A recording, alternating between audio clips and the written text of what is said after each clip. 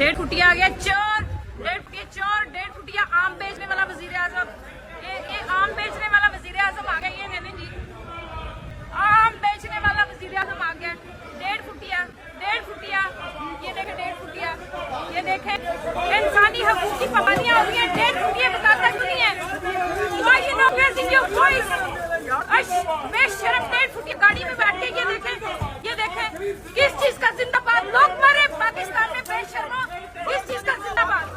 हम बात करो ना, बाहर निकलो। डेढ़ फुटिया बाहर निकल, हाँ बाहर निकल। डेढ़ फुटिया शहबाज शरीफ चोर गाड़ी में बैठा हुआ चोर, बेशरम फकीर। पाकिस्तान की बर्बादी की वजह, शहबाज शरीफ पाकिस्तान की बर्बादी की वजह, तुम पाकिस्तान की बर्बादी की वजह माँ बहने उठवा रहे हो तुम, बेशरम। ये डेढ़ फुटिया माए बहने उठवा रहा है, ये पाकिस्तान की माए बहने उठवा रही है। ये डेढ़ फुटिया बेशरम, ये गाड़ी में बैठा जा रहा है।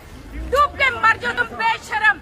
ये बेशरम यहाँ से निकला है, माँ बहने उठवा रहे हैं, ये सियासत कर रहे हैं। ये डेढ़ फुटिया दफा हो गया यहाँ से। अब देख लीजिए सारे लोग यहाँ पे मौजूद है।